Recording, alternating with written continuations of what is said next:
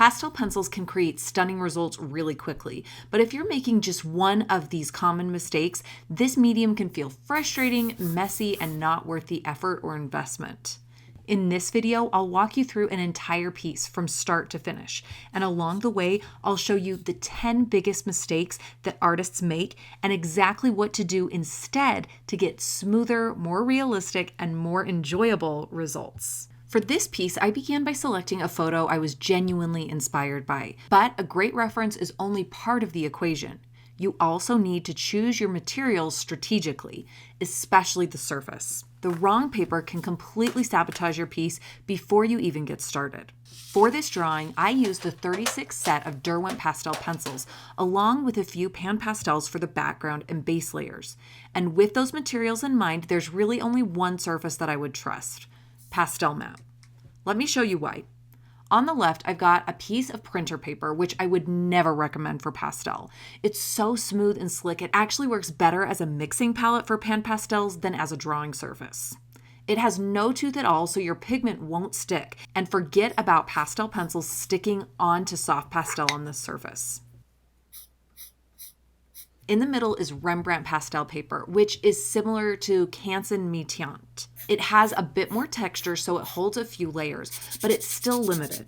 You're going to struggle to get vibrant color on this surface, and layering pastel pencil over soft pastel is really tricky. Additionally, marks and colors applied to the surface are more susceptible to damage. On the right is Pastel Mat, and this is the surface that I used for my tulip piece. Pastel Mat gives you everything you need. It grips pigment beautifully, it lets you build rich layers and crisp details, and it resists smudging better than anything else I've ever used. If you're planning to do serious work with pastel pencil, this is your surface. Pastel Mat comes in several colors, and I took some time to strategically choose this deep blue shade for this piece. If you're curious about how I made that decision and how I choose paper colors for a variety of subjects, check out my video on selecting Pastel Mat colors next. It's linked down in the video description for you. I started this piece out with a very light pressure sketch where I focused on the basic shapes to map out the composition. And rather than erasing mistakes, I let the structure of this piece evolve, knowing that I always had the option to adjust proportions by coming in with a heavier line or covering things up later with a new layer. Having a playful and flexible mindset is essential when working with pastel pencils, especially on a surface like Pastel Mat. Perfectionism can be paralyzing in any medium, and I'm always going to advocate for anything that you can do to fight this debilitating mindset. But holding on to a perfectionist mindset is especially limiting when you're working with pastels, because this medium thrives on you layering, playing with bold, expressive marks, and exploring. If you hesitate with every stroke, trying to get it just right from the start, you're missing the point. After completing the sketch, I moved on to a base layer where I laid in a thin layer of color using just 3 pan pastels. With this limited palette, I wasn't always able to mix the perfect shade, but keeping that playful mindset in mind, I didn't let that stop me. I used what I had, I trusted the process, and I kept moving. I know it isn't easy, but try to let go of perfectionism. Work lightly, make adjustments, and stay open to the process. Pastels give you room to explore, so use it. This pan pastel base layer is a key part of my pastel pencil process. It helps me lay in broad areas of color quickly, resulting in my color impressions getting on the paper without much effort. This video is of course sped up, but the entire pan pastel process took only 10 minutes. Doing this with pastel pencils would have taken at least an hour, maybe 2, and it would have involved me fighting the medium a ton. I highly recommend using a pan pastel base layer for any of your pastel pencil pieces. It saves time and it gets you to the fun part so much faster, which of course is that detail work and texture rendering. I often get asked whether soft pastels could be used instead, and technically yes, but I prefer pan pastels because they lay down thinner layers and help preserve the tooth of the paper, leaving it available for your pastel pencil work later. If you fill up the surface too early, you're going to have a much harder time layering and adjusting color as you go. A full set of pan pastels can be very expensive, but you don't need the whole range to get started. For this piece, I used just a few primaries and mixed everything I needed from there. I'll link a few of my favorite affordable sets based on primary colors in the description. And if you want to learn how to mix your primary colors more intuitively and build a really strong foundation for color theory, check out my mini course, 3 Pencil Magic. It includes warm-up exercises, a really accessible all levels project that can be done in any media, including pan pastels and pastel pencils, and access to a supportive community where I will offer you feedback on your artwork. There's also a free project guide if you'd like to go that route to get started. Both are linked down below. Look at that, 3 mistakes that you can make before you even pick up a pastel pencil. The very first pencil that I used in this piece was burnt umber. I used it to deepen the center of the flowers, and I also used a deep red and a deep green to continue mapping out the darkest parts throughout the composition. No matter what medium you're working in, you have to address lighting and value early on. If you skip this step, your drawing is almost guaranteed to feel flat, washed out, or unrealistic. Getting your lights and darks established gives your drawing structure, depth, and impact, and you'll see me continue to address my lights and darks several times throughout this piece because value is the way that you bring your colors to life. Let's be honest, your fingers are the easiest and most accessible blending tool, and it's totally fine to use them a little here and there. But if you rely only on your fingers for blending, a few things can happen. You can deposit oils on your paper, which can interfere with layering. You can actually hurt your fingers, especially when blending on a textured surface. And let's face it, fingers aren't great at getting into tight corners and small detail areas. That's why I always keep a blending stump or 2 on hand when I work with pastel pencils. I use them to blend colors smoothly, push pigment into small spaces, and create even coverage without overloading the surface with more pastel. This kind of blending works especially well in the early stages of a drawing when you're still building up the base and mapping in your values. But keep in mind there is a big blending mistake that happens later in the process, so stay tuned for that one coming up. Look at the way that my pencil is moving here. I'm drawing individual strokes that follow the form of the petal, wrapping around its surface. As I build up these marks, you'll notice that the petal starts to look more and more three-dimensional.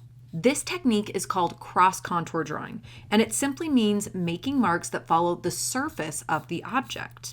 It helps describe the volume, the direction, and the curvature of your subject, and it's one of the most effective ways to create more depth and make your objects appear more realistic.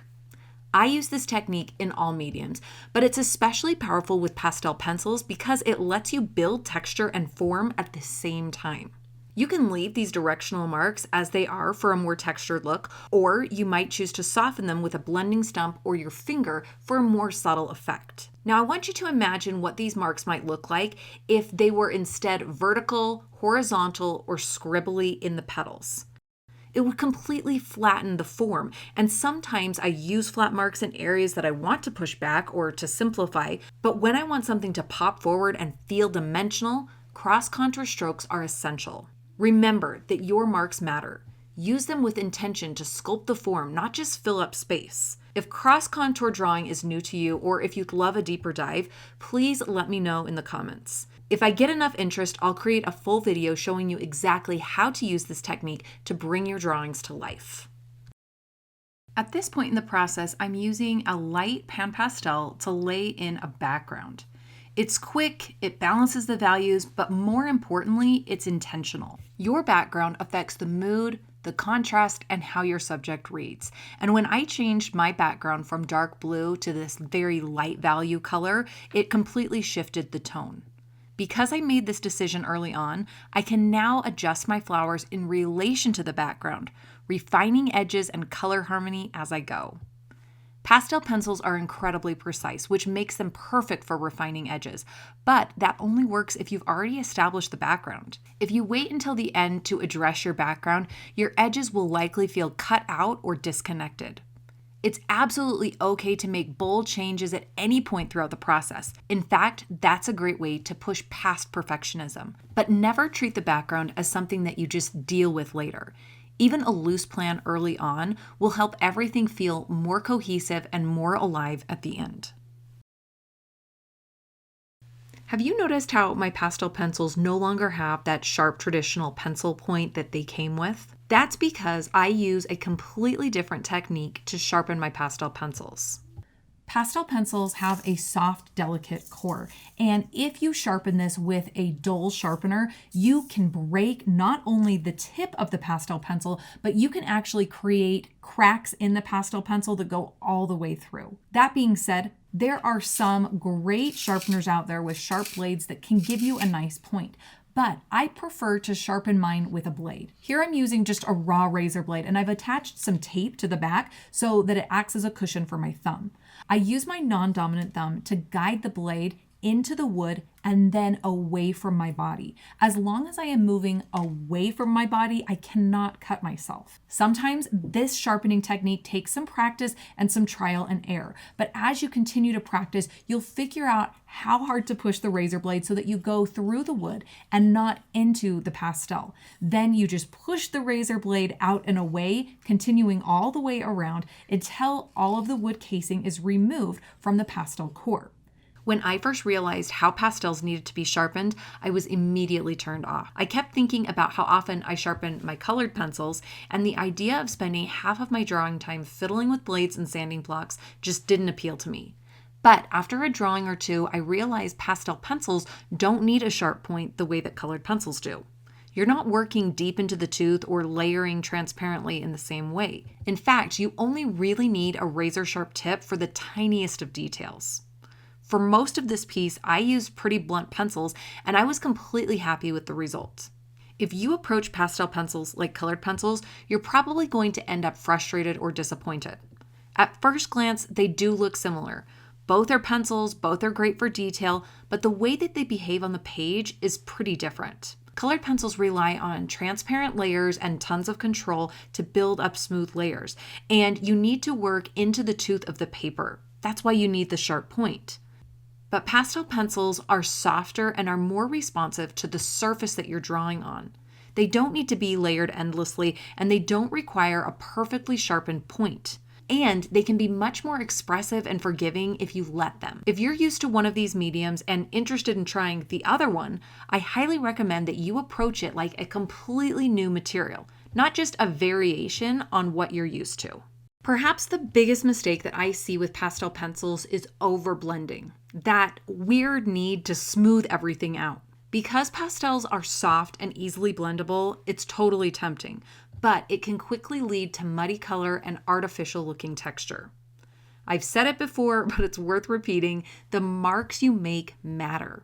Those small deliberate strokes help create the texture of what you're drawing, whether it be petals, skin, fabric, light, whatever. Even on surfaces that appear smooth, like a glass vase or these flower petals, there's always subtle variation. And at the very least, you can suggest the texture with cross-contour lines that you don't completely obliterate with blending. When you overblend, your surfaces look like plastic and your whole drawing becomes really flat. Think Barbie skin instead of real skin, or cheap artificial flowers instead of vibrant living ones. Let your marks show.